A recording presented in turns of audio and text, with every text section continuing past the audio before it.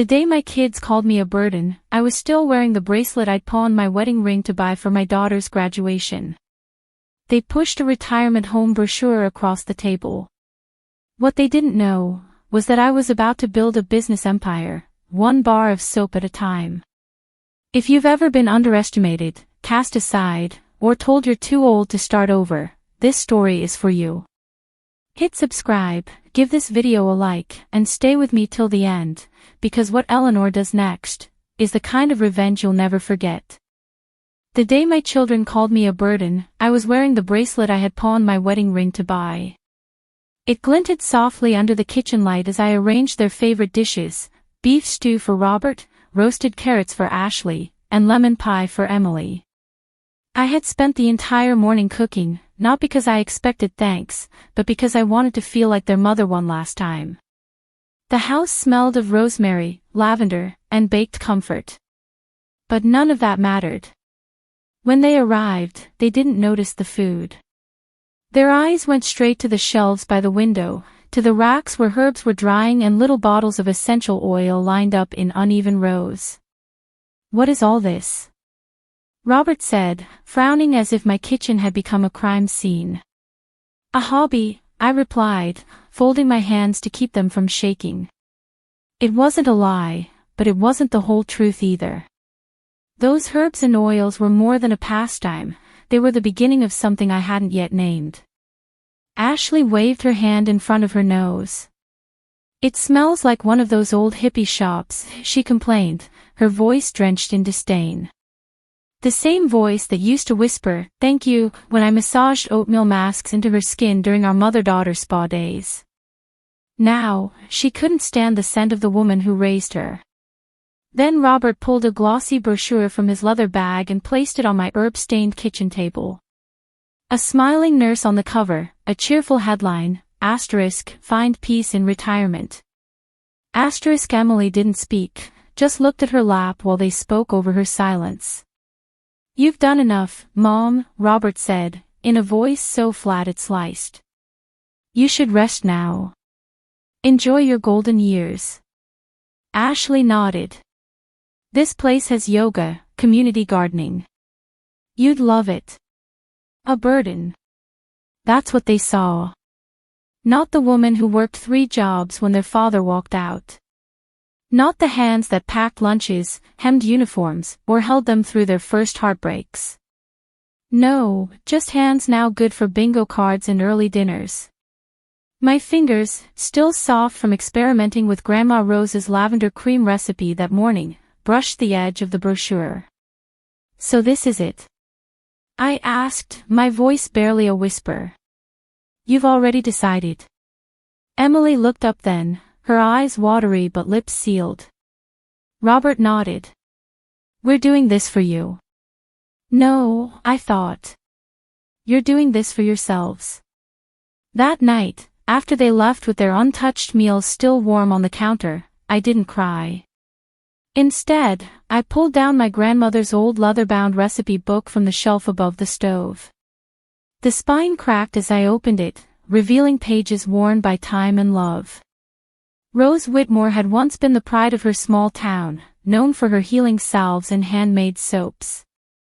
The book smelled faintly of beeswax and sage. As I flipped through her looping cursive, I could hear her voice. "Eleanor, true luxury isn't in the label. It's in the love you pour into what you create." I stood in the kitchen that had once fed a family and now sat quiet in rejection. And I made a decision.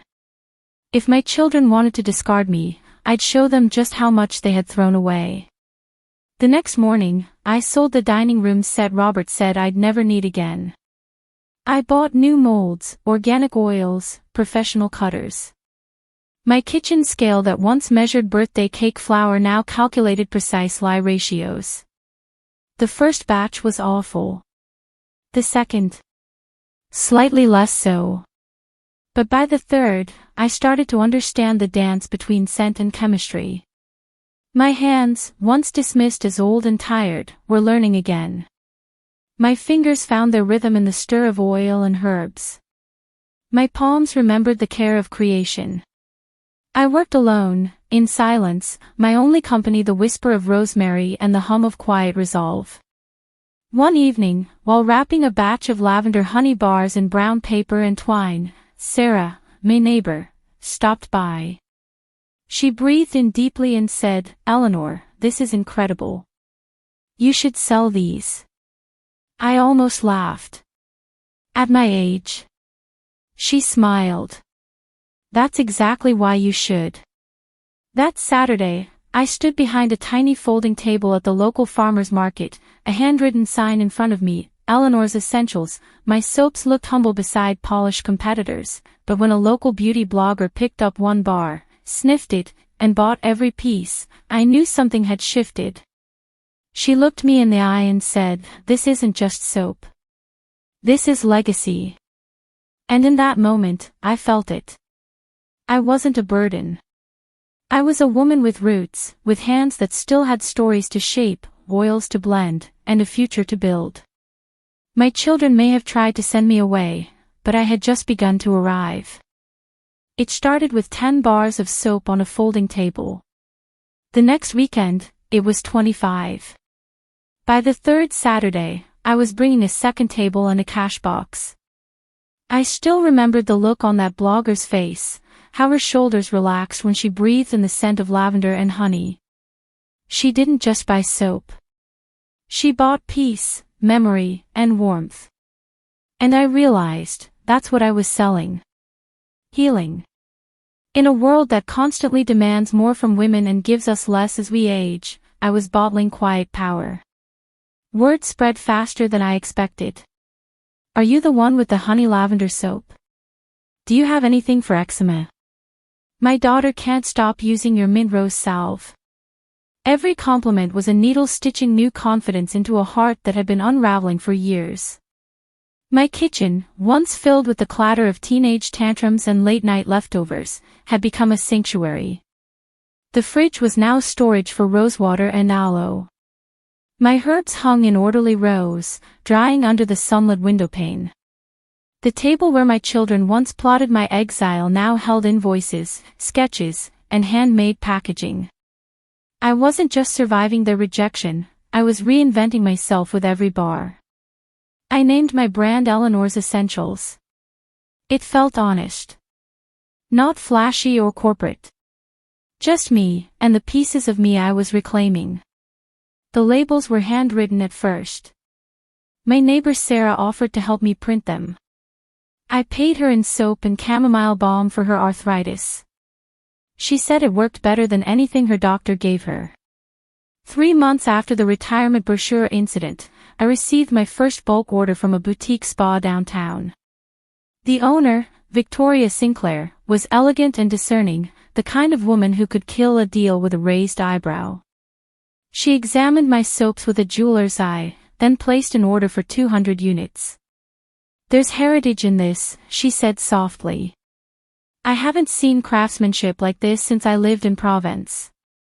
That night, as I labeled soaps in my repurposed dining room, I allowed myself a small smile. My hands, once declared obsolete by my children, were now building something others valued. Each bar became a line of defiance, each jar a whispered, "I'm still here." When I wrapped Ashley's bracelet, the one I'd sacrificed my ring to buy, and placed it deep into a jewelry box, it no longer hurt. It felt like closure. I spent my evenings watching the shadows stretch across the kitchen walls while blending oils and dried petals. I stopped checking my phone for missed messages. I stopped hoping for apologies. I began investing in better tools. I traded guilt for glycerin, sorrow for sandalwood. My emotions steeped into every batch like herbs in a slow brew. 6 months in, I hired my first part-time help, a shy single mom named Lainey who had just left an abusive marriage. She called my soaps little acts of bravery. Her words stayed with me. The orders grew. So did my confidence. I was no longer moving in response to grief, I was moving in rhythm with something bigger. My story, my grandmother's legacy, the women who came to my booth and whispered, "I wish I could do this too." I wanted to tell them, you just have to believe that what others discarded was never waste, it was raw material. By month 8, the business had outgrown my kitchen. I converted the guest room into a curing space. The garage became inventory storage. The front room was now my consultation lounge. Sarah said my house smelled like a sanctuary. I said it smelled like freedom. And then, Forbes called. At first, I thought it was a prank. But the reporter had done her research. She told me the story of a 62-year-old woman who built a luxury skincare line from a forgotten recipe book was the kind of inspiration people need right now. The article was titled, From Burden to Brand, Eleanor Whitmore's Soaps of Second Chances. It ran on a Tuesday. On Wednesday, my phone rang with an area code I hadn't seen in months. I let it go to voicemail. But by Friday, Victoria walked into my office, yes, I now had an office above the new workshop, and said, "They're here." "Who?" I asked, but I already knew. "Your children." I sat still. The prototype for our winter pine and vanilla line in one hand, a clipboard in the other. I breathed in the warm, grounding scent. Then I looked at her. "How do they look?" "Robert's in a suit worth more than my car. Ashley's carrying a designer bag. Emily looks nervous." I stood, adjusted my cardigan, and smiled, not out of malice, but out of control. I was no longer the woman they once cornered at the kitchen table. I was a CEO, a creator, a woman who rose in the ruins of their rejection. "Send them up," I said. Then, softly, "and activate Protocol R." Victoria nodded, understanding perfectly. Every camera in the building would begin recording. Every word would be documented. I hadn't built just a brand. I had built a fortress. And my children were about to learn, this fortress had gates they could not charm their way through. The elevator dinged softly, but the sound thundered in my chest. I stood near the window, back straight, silver hair curled neatly around my shoulders, wearing the same bangle I had received from a grateful customer last week, an elderly woman who'd said my mint balm helped her sleep for the first time in months. That bracelet meant more to me now than the one I gave up for Ashley. They stepped in. Robert first, always the leader, always the one with the voice rehearsed for boardrooms. His tailored suit looked impeccable, but his eyes darted nervously, scanning the space like a man entering unfamiliar territory. Ashley followed, still perfectly put together, her posture just short of arrogant. Then came Emily, holding her purse close, gaze down, her presence quieter but not unnoticed. "Mom," Robert said, all smooth charm and fake warmth, "you look incredible." I turned slowly. "It's Eleanor now," I replied calmly. "Most people call me Miss Whitmore. But you may sit." Ashley blinked, a flicker of hurt beneath her mascara. Emily didn't sit, until I nodded. "We saw the article," Robert began. "We were shocked. Proud. Amazed, really." Ashley clasped her hands dramatically. "We had no idea you were building something so big. We want to apologize for the way things ended." The way things ended. That's what they called shoving me toward a retirement home while I still had soap under my nails and their favorite meals on the stove. I let them talk. I watched their practiced expressions, the rising pitch of Ashley's voice, the slow nods from Robert, the heavy silence from Emily. They were playing roles they thought I wanted to see. And they were good at it. If I didn't know better, I might have believed them. But I did know better. "So what is it you're here for?" I asked, interrupting Ashley mid-sentence. Robert leaned forward. "To help. With expansion. My business experience could take Eleanor's essentials global. Ashley can boost the brand online. And Emily, well, she's been doing market research." Emily flinched at the lie, but said nothing. I opened my drawer and pulled out a folded piece of glossy paper. "This is what you left me with," I said, unfolding the retirement home brochure they once slid across my table like a death sentence.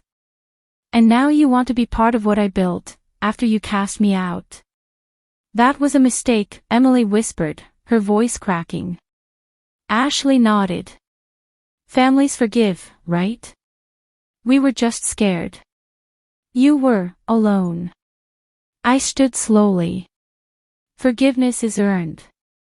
And trust?" I turned to the window again, letting them see my reflection in the glass next to the factory I had built.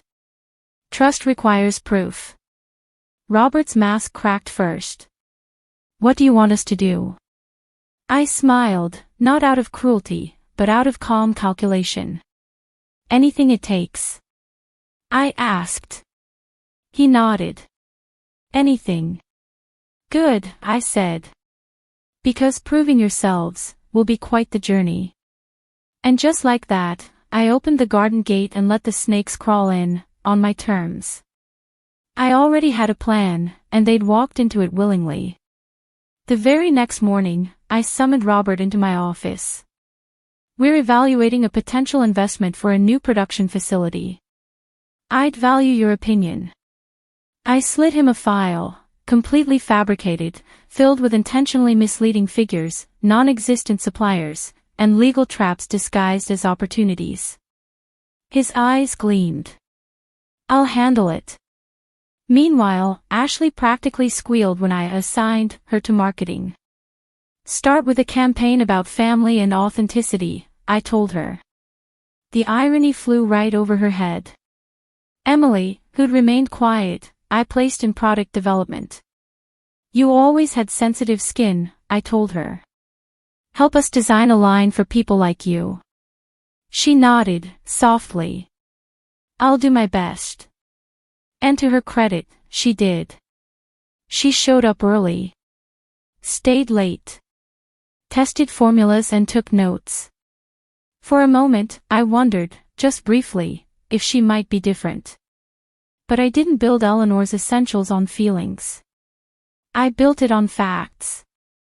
And facts were what I intended to collect. Victoria coordinated everything: access logs, camera angles, device monitoring, email transcripts. It wasn't about paranoia, it was about preparation.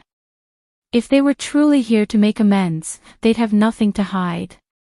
It didn't take long.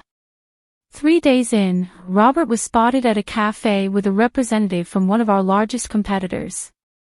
A discreet microphone in his lapel caught the line, "My mother's getting old. In 6 months, this'll be mine. Let's start the groundwork now." Ashley's Family Redemption campaign quickly spiraled into clickbait gold, without company permission. She secretly monetized the story, embedding ads and signing brand deals. "This is going to make me the face of forgiveness," she told a friend on a call. And the next creative director of the company, Emily, said nothing. Never objected. Never warned me. Just stayed silent.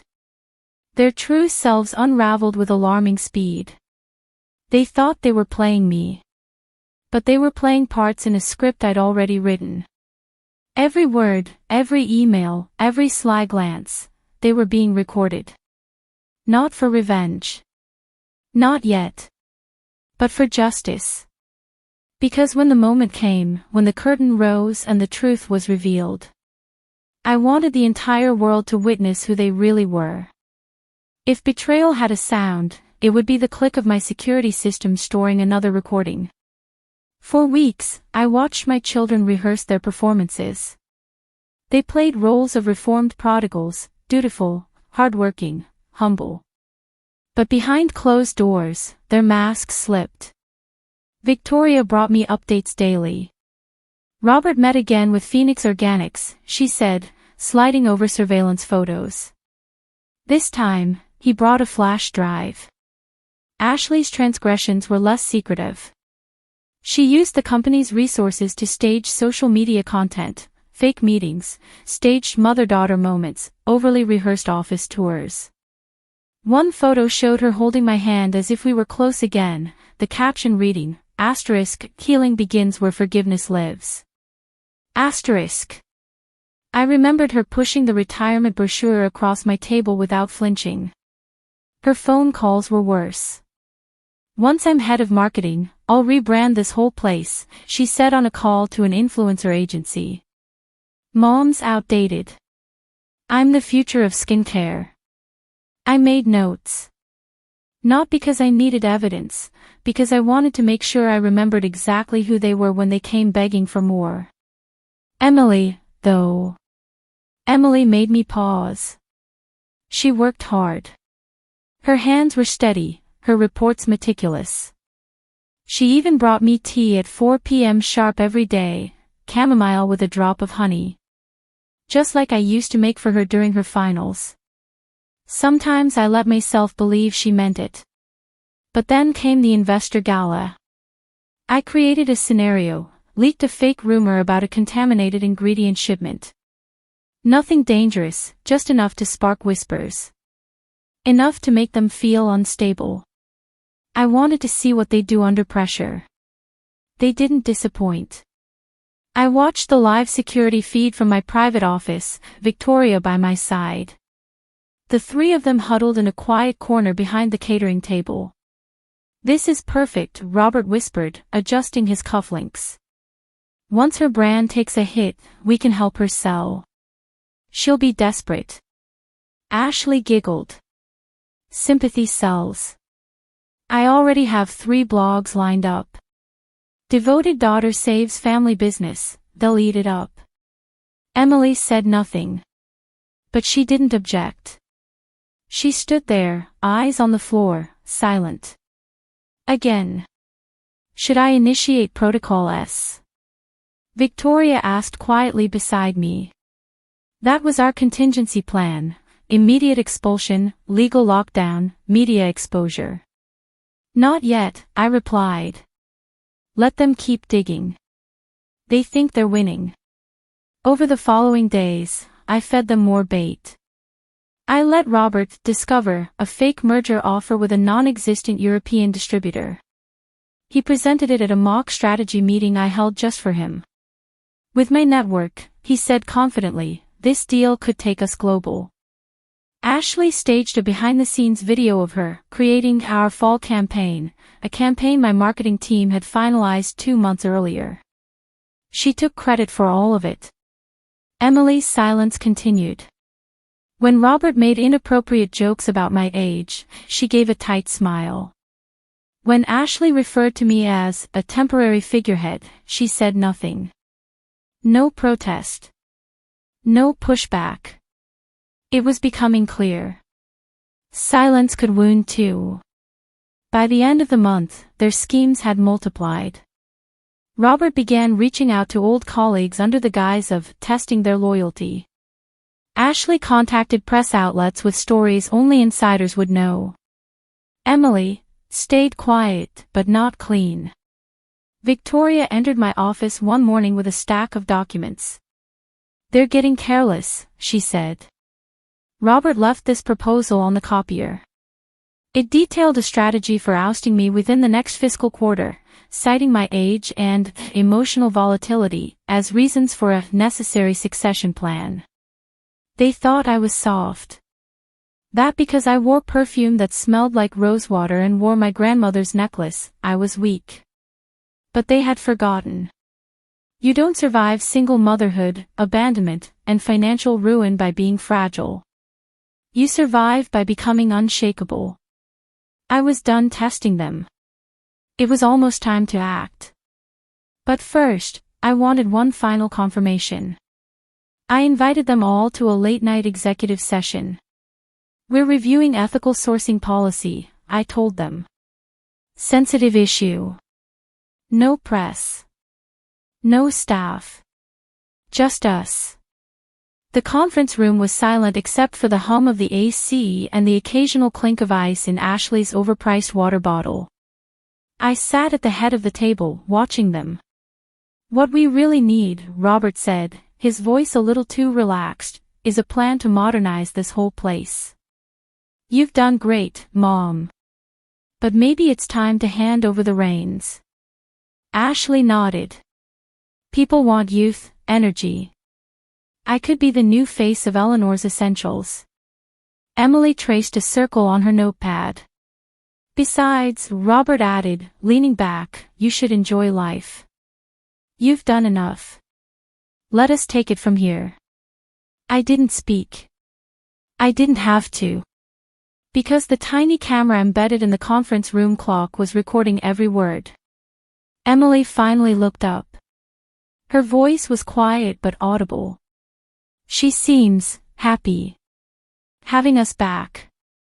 Robert scoffed. We're not back for family dinner, Em. We're here for what we're owed. She built this on our childhood. On us. I watched them, not as their mother, but as a woman they tried to erase. They didn't know it, but the unveiling was coming. Their staged redemption tour was over. The lights were about to come on, and everyone would see them for who they truly were. Because the next meeting wouldn't be private. It would be very, very public. The invitations were printed on thick ivory cardstock, embossed in gold. Eleanor's Essentials, Annual Shareholders Meeting.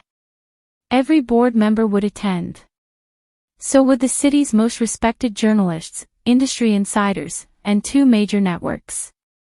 The cover story was simple, legacy and future growth. But behind the curtain, the truth was ready to take center stage. The morning of the event, I dressed with deliberate care. A soft lavender blouse, my grandmother's favorite color. Silver heels. And at my wrist, not the bracelet from Ashley's graduation, but a new one, gifted by a customer whose eczema I helped cure. She had written, "You saved more than my skin, you saved my self-worth." In the front row of the vast conference room sat 3 reserved leather chairs. Each bore a gold nameplate, Robert Whitmore. Ashley Whitmore. Emily Whitmore. They arrived 5 minutes before the meeting. Robert adjusted his tie like he was the keynote speaker. Ashley reapplied lip gloss as if prepping for a close-up. Emily clutched her tablet like a student before an exam. I stood at the podium, microphone adjusted, breath steady. "Good morning," I said. "Today's meeting is about legacy. But not the one you think." Behind me, the projector lit up the screen. I nodded toward Victoria, standing just off stage. The first video began to play. Robert, sipping espresso at a downtown cafe. His voice, crisp and clear. "My mother's getting old. Soon enough, I'll be running the whole show." Gasps rippled through the room. Robert's face turned a shade paler than the linen in his collar. Before he could speak, clip number 2 rolled. Ashley's live stream, accidentally left running. "Just wait until the holiday collection. I'll be the face of the brand.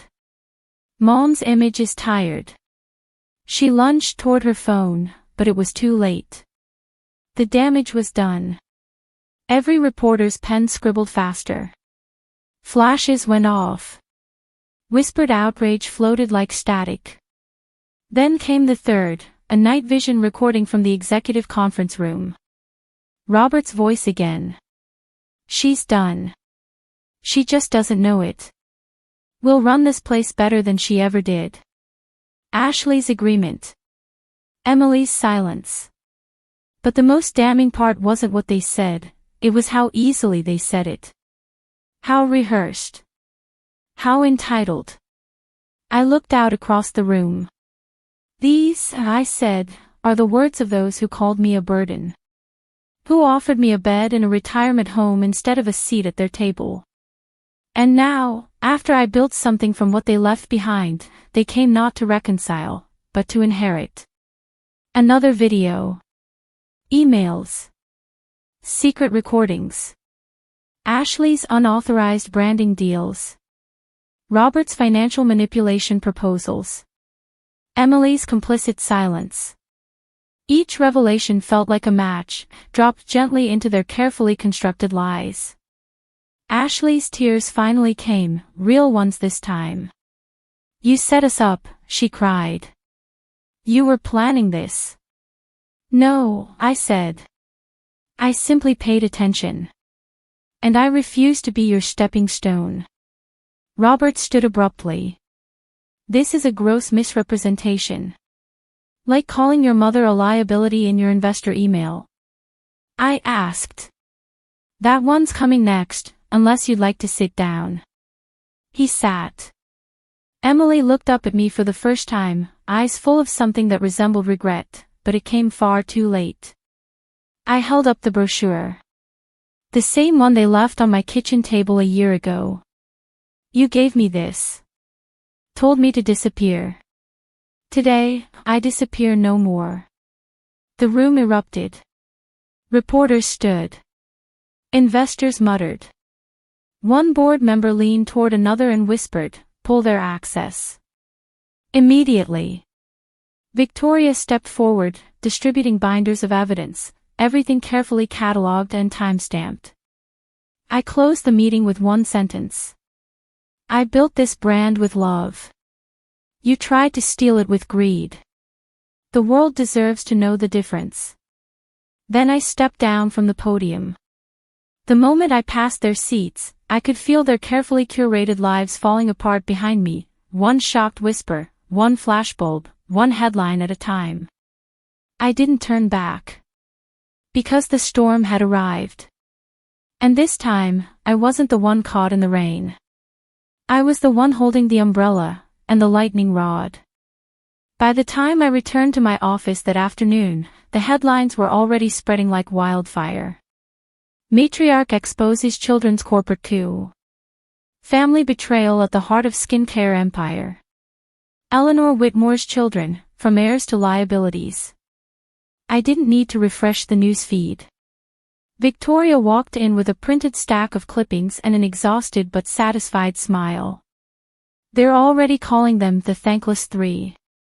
Robert's downfall was the fastest. 3 companies he advised dropped him overnight. His name, once floated as a future CEO for 2 separate wellness brands, was now synonymous with treachery. By the end of the week, he was forced to resign from every board seat he held. The clip of him bragging in that cafe, "Soon enough, I'll be running the whole show," was replayed across every major news network. Memes followed. So did jokes on late-night talk shows. And then, silence. The kind that follows a PR death spiral. Ashley's empire, however, didn't just fall, it imploded. Her social media accounts, once glowing with curated captions and flawless filters, became war zones. Former fans flooded the comments. #FakeFamily trended. "You used your mother for views. Your brand is betrayal." Brands dropped her. Sponsors withdrew. Influencers distanced themselves. A leaked voice note from Ashley, laughing about faking forgiveness for the clicks, was the final nail. Within a week, her follower count dropped by half. By 2 weeks, her endorsements were gone.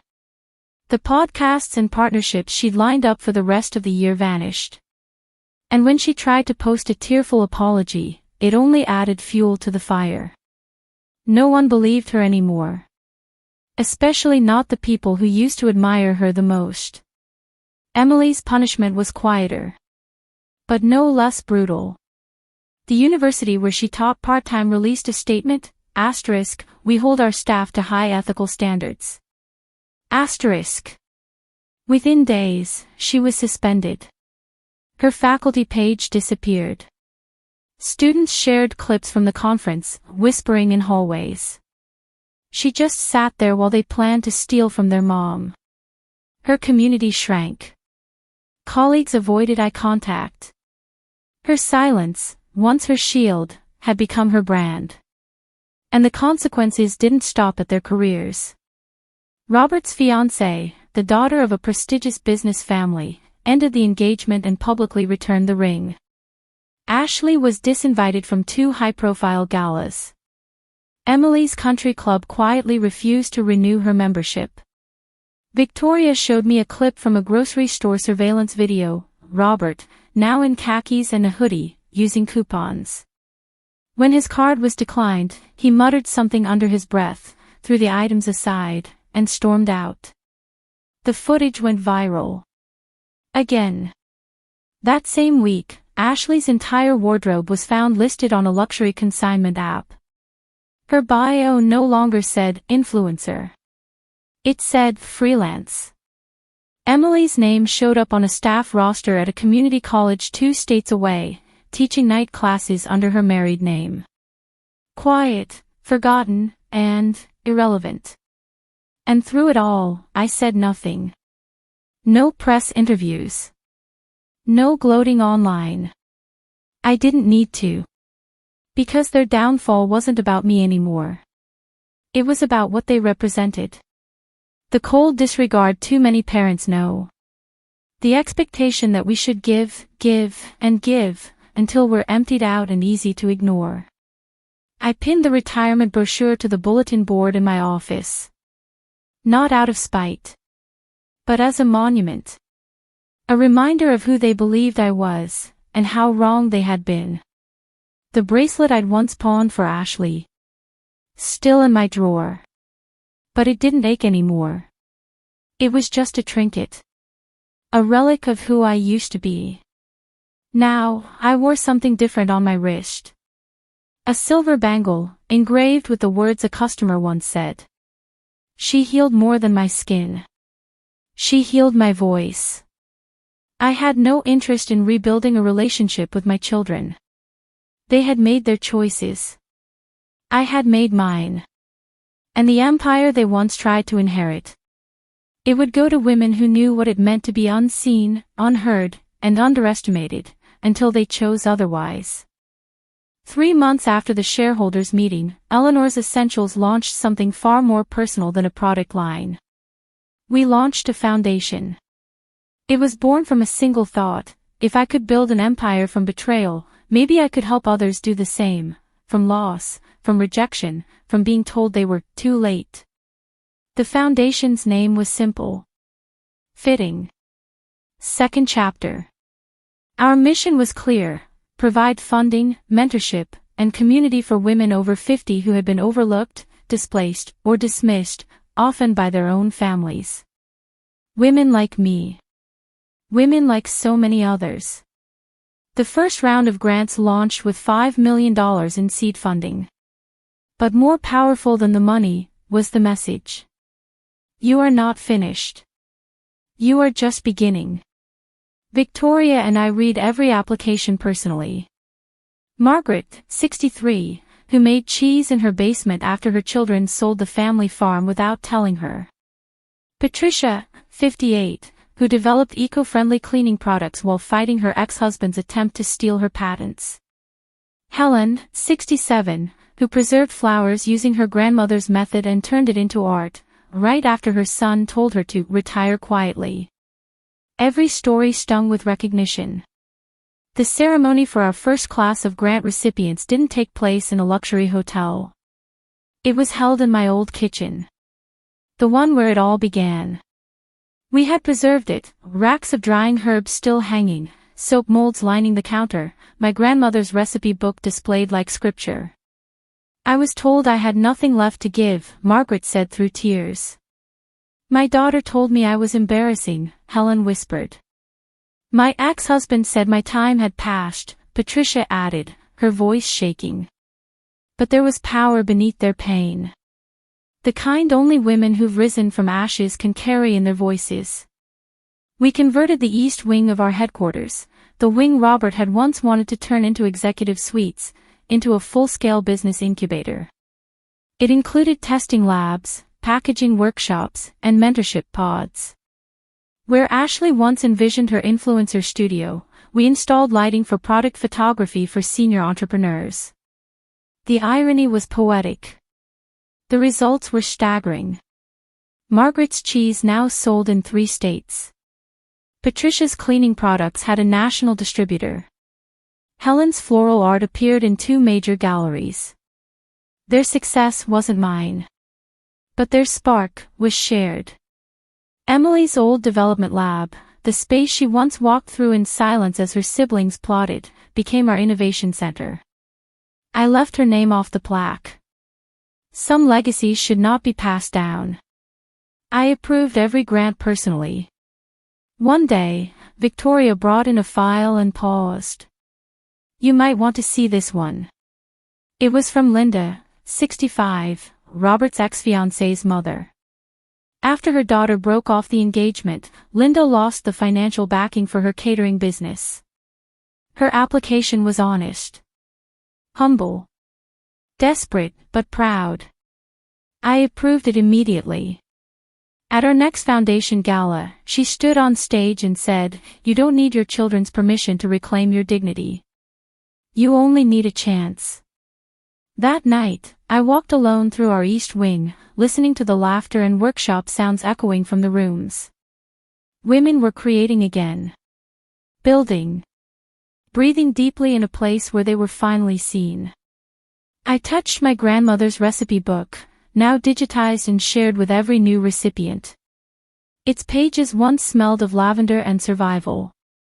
Now, they smelled like revolution. "This," Victoria said as she joined me, "isn't just a company anymore. You built a new family." And she was right. A family chosen, not inherited. Made of women who turned pain into perfume, and abandonment into autonomy. The original kitchen, the one my children once judged as cluttered and useless, had become a shrine. Not to me. But to every woman who ever made something from nothing. Eleanor's Essentials wasn't about soap anymore. It was about reclamation. Redemption. And the choice to rise, no matter who tried to bury you. That night, I stood at the windows of my office and watched the lights across the headquarters twinkle. Every one of them meant someone was still working, still hoping, still building. I didn't need apologies. I didn't need reconciliation. I had something far more valuable. A legacy not of inheritance, but of intention. One crisp morning, as the air outside carried the scent of pine and peppermint oil from our holiday production line, Victoria entered my office with a peculiar look on her face. "Your ex-husband is in the lobby," she said, calm as ever. I didn't respond immediately. Instead, I glanced at the framed retirement home brochure still hanging on the wall, next to our global expansion plan. A reminder of how far I'd come, and how little his opinion ever mattered. "He says he saw the news," Victoria continued, "and wants to reconnect. Said he's ready to be a father again." I smiled faintly, a smile that held no anger, just resolve. "Tell him that parenthood isn't something you pick up when it's convenient. He made his choice. I made mine. He never came back. And I didn't think of him again. But my children. They never stopped trying. Their attempts grew more desperate with each passing month. Robert sent long, rambling emails, filled with rationalizations, business buzzwords, and thinly veiled pleas for involvement. "Let's merge our vision," he wrote in one. "Eleanor's Essentials can be a family legacy again." Ashley's messages oscillated between poetic apologies and calculated pitches. "I'm working on a redemption arc," one read. "It could be huge. Mom heals broken family, people eat that up. We could build a campaign around it." She still thought of life as content. Emily's emails were the quietest. Simple. Short. "I'm sorry. I miss your tea. Happy birthday." They were all left unread. Not out of vengeance. But because I no longer needed closure from the people who couldn't handle my beginning. One holiday season, I received 3 packages at headquarters. No return address, but the handwriting was familiar. Inside, Ashley's designer shoes, Robert's engraved watch, and Emily's old childhood book, now inscribed. Asterisk, "You always read this better than I did." Asterisk. Victoria looked at the items and raised an eyebrow. You want me to store them? No, I said. Donate them. Someone else can turn them into something useful. It was around that same time the media caught wind of their updated lives. Robert had taken a low-level operations job in a city 3 hours away. His boss, according to one insider, doesn't know or care who he used to be. Ashley was spotted working at a boutique, rarely recognized, except by occasional tourists who whispered and moved on. Emily was teaching adult night classes under her married name. Her students found out who she was anyway. And they remembered. The internet never forgets. Their downfall was studied in business ethics classes, featured in podcasts about betrayal, and analyzed in articles with titles like Asterisk, when inheritance becomes entitlement. Asterisk. Asterisk, from empires to empty hands, the cost of greed. Asterisk. At first, I felt a twinge of something like sadness. But it passed. Because I knew what I had built. Not a revenge story. A revolution. And it wasn't finished yet. The second chapter foundation had grown exponentially. We now had regional centers, partnerships with national retailers, and a wait list of over 2,000 applicants. I no longer attended every ceremony, but I always made time to speak to each recipient privately. You don't owe anyone forgiveness, I told them. You owe yourself the chance to begin again. One day, during our largest gala yet, a journalist asked if I had any plans to reconcile with my children. No, I said, without bitterness. They're not lost. They just no longer live in my story. The room applauded. Not because of defiance, but because of the freedom behind it. That was the moment I realized. Forgiveness is a private act. But dignity deserves to be public. The next time a letter came, this one with Emily's handwriting and a return address, I didn't toss it. I framed it. It read, asterisk, I understand now. I'm sorry I didn't speak up. Not for you. For me. Asterisk. It sat on the shelf between two photos. One of my grandmother holding a bar of soap in her tiny shop in 1954. And one of me, standing beside our 100th grant recipient, holding her new business license. Some legacies are passed down by blood. But mine was carved by hands once considered useless. Built from lavender and iron. Sustained by silence, until it sang. The children I raised walked out. The women I lifted up, stayed. And that, I realized, was what real family looked like. 1 year after the shareholders' meeting, I stood at the helm of Eleanor's Essentials' most ambitious step yet, international expansion. Our products had reached homes across the country, but now, with a new partnership in Paris, a wellness chain in Tokyo, and a luxury hotel line in Dubai, Eleanor's Essentials was no longer just a brand. It was a movement. And I wasn't doing it alone. The expansion team was made up entirely of women over 50, graduates of the Second Chapter Foundation. Former teachers, ex-nurses, retired homemakers. Women who had been pushed out, pushed down, or simply pushed aside. Now, they were directors, partners, creators.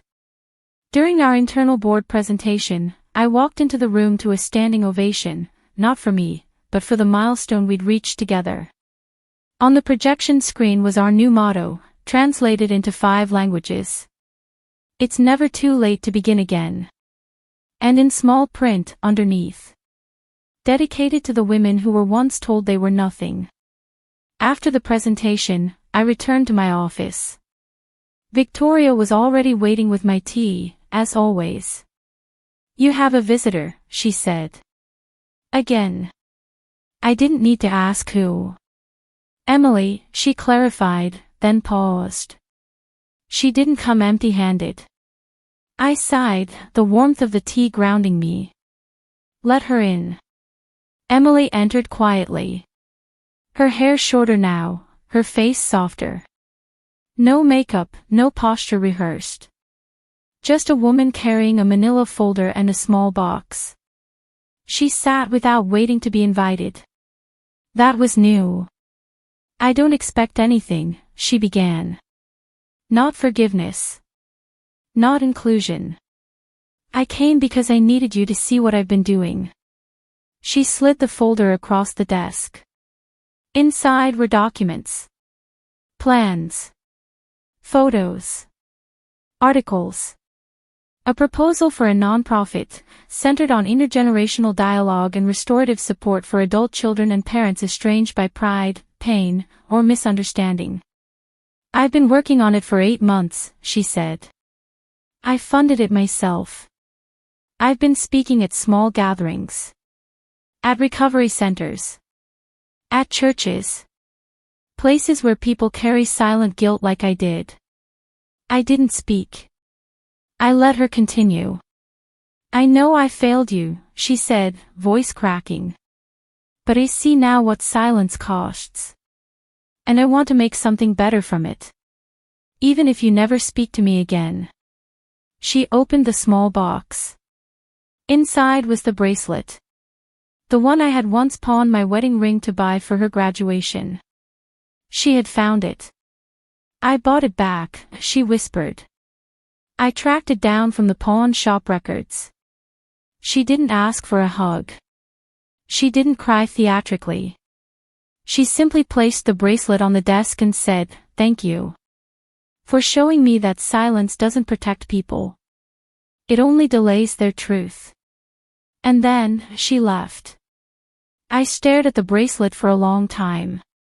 It didn't sting anymore. It shimmered with closure. Later that night, as I walked the halls of our East Wing, I passed a room filled with laughter, young entrepreneurs testing skincare formulas under the mentorship of our graduates. One of them turned and smiled at me. "My mother told me I was wasting my time," she said. "But then she saw your story. She came around." Another legacy I didn't plan. Another woman I'd never met whose life was touched by the ruins I turned into roads. I walked to the original kitchen, now a museum of sorts. The place where I stood alone, heartbroken, surrounded by lavender, soap molds, and betrayal. Now, the air was different. Lighter. There was a letter pinned on the fridge, written by one of our recipients. Asterisk, "I thought I was done. You reminded me that beginnings don't have an age." Asterisk. I looked around and whispered aloud, maybe to the ghosts of who I used to be. "They tried to bury me," I said. "But they didn't know I was a seed. And I bloomed into something no inheritance could contain." A year and a half after I was called a burden, I stood on the main stage of the Global Women in Leadership Summit in Geneva, Switzerland. The room was filled with CEOs, heads of state, entrepreneurs, artists, and activists from every continent. I wasn't there as a guest, I was the keynote speaker.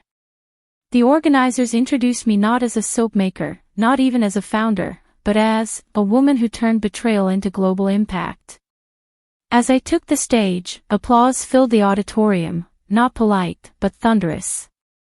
When it quieted, I looked out over the sea of women and said, "I was 62 when my children told me I was done. I was 63 when I started a business they tried to steal. And I was 64 when I built a foundation they couldn't buy into, not with money, apologies, or their last names. I told the truth, not the polished version, but the raw one. I talked about the hurt. The silence. The nights I wrapped soap in brown paper while tears dripped into the mixture. The morning I sold my dining table to buy ingredients. The moment I realized forgiveness is not an obligation, but a boundary you get to choose. And I ended with this. Some people build legacies for their families. I built mine from the ashes they left behind. Not to punish them, but to remind myself that I am not disposable. And neither are you. When I stepped off stage, 100 women stood in line to hug me. The world didn't need another beauty brand. It needed a reminder that it's never too late to be more than someone else's afterthought. Back home, Eleanor's Essentials was flourishing.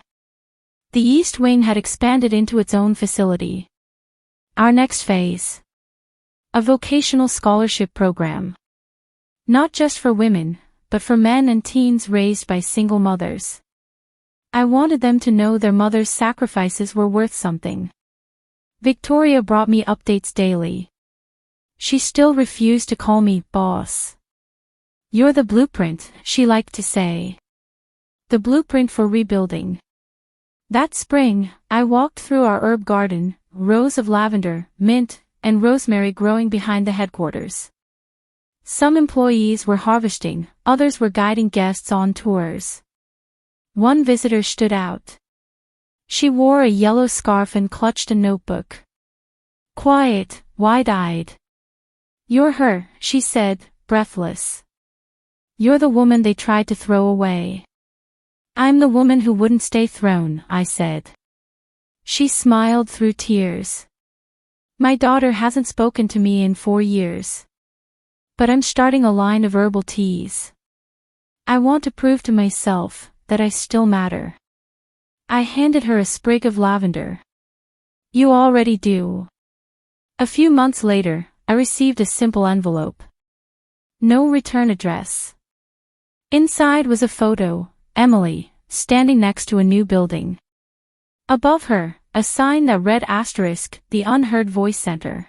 * underneath, a note in her handwriting. * not for redemption. But for repair. *. I placed it on the wall near my grandmother's recipe book. And then I closed the door on that part of the story. Robert never wrote again. Ashley tried once more, a dramatic video posted from a beach, begging for forgiveness and claiming personal growth. It backfired immediately. The comments were brutal. Her apology wasn't accepted because it still centered her. Some people grow. Some people perform growth. I had stopped trying to sort which was which. Instead, I focused forward. The final addition to the foundation was announced on my 65th birthday, the Whitmore Resilience Award. It would be awarded annually to a woman over 50 who had turned rejection into reinvention. I didn't name the award after me. I named it after what I'd become. The night of the first ceremony, I stood in the original kitchen one last time. We were preserving it permanently now, turning it into a heritage site. The place where lavender first bloomed. Where betrayal first hurt. Where resilience first rose. I touched the old windowsill where the first batch of soaps had cured. The light hit just right. I whispered, you were never a burden. You were becoming. The next morning, I boarded a flight to Mumbai to meet with new grant recipients. I carried nothing but a leather-bound notebook, a pouch of dried mint, and a bracelet, no longer Ashley's, but one gifted to me by a foundation recipient in Italy. It read, "You showed me how to bloom." And in that, I had everything I needed. Because in the end, legacy isn't what you leave behind. It's what you ignite in others when you decide, finally, fully, to stop asking for permission to rise.